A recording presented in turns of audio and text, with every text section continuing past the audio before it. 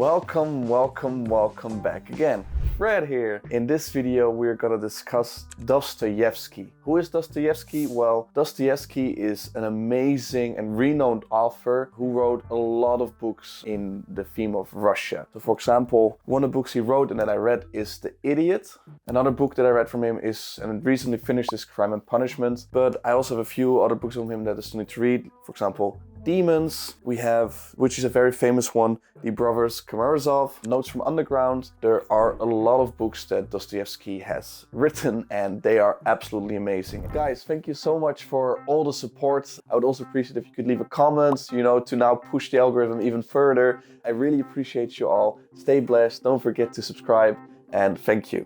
The reason I'm making this video is because it's not, for example, that I learned a lot of life lessons per se from this book, but the perspective I gained by reading this author and the way Dostoevsky changed fiction for me is just insane. This author has changed the whole game for me, and it really made me realize how important it is to really read the classics, to read renowned authors who have written books, fiction books that are just so well written that it does really move you. I want to talk about how Dostoevsky writes his books because it's something that's very unique. It's just very magical. The best example would be the book The Idiot, because the way that this book, look at it, it's more than 700 pages, 700 pages. And this book, the time frame is maybe a few months, but I would even say it's less. And the reason for that is Dostoevsky, he makes this idea in his mind. He makes a super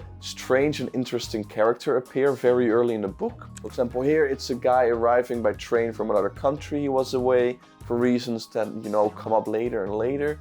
But then his focus is not just on explaining what has happened, why it has happened. No, he really focuses on creating a narrative. And I literally mean narrative as in 90% of the book is just speech. It's literally just conversations of families you don't really know yet, and then they are fighting, and then before you know it, you're reading 30 pages and you're still at the same dinner table as you started at page 1. It's crazy how Dostoevsky creates this whole atmosphere of just a few characters in one book and just goes into crazy detail. For example, in Crime and Punishment, he can literally write a letter in the book. So a character's writing a letter or reading a letter, and his letter is 20 pages in the book. It's 20 pages in the book. And then the next 10 pages are the character's thoughts about this letter. This could be portrayed sometimes a little bit as boring. For example, in The Idiot, at some points I did think, wow, is something gonna happen in the end? Am I just gonna read 700 pages and in the end nothing happens? Who knows? The title is The Idiot. Maybe it's literally just a book about an idiot and nothing will happen. And when something does happen and you know now the full explanations behind it,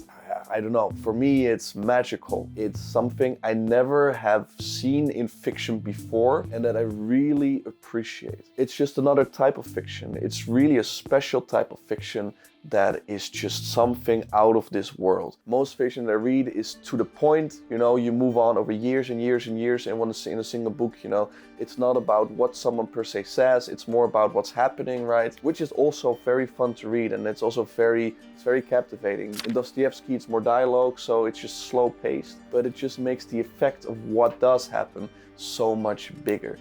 It's this delayed gratification, guys. It's so important, but I do believe Dostoevsky already tried to teach us that. It's all about delayed gratification. It's not just about bam bam bam nowadays with social media, pass. You need to have something shocking happening every 7 seconds in a TikTok video. Here it's really more about a marathon. You read about something, you completely immerse yourself in this new world that is so vividly described that you cannot do anything else but listen to what's going on. And then it's boom, explosion, something happens and your whole mind is just, what just happened?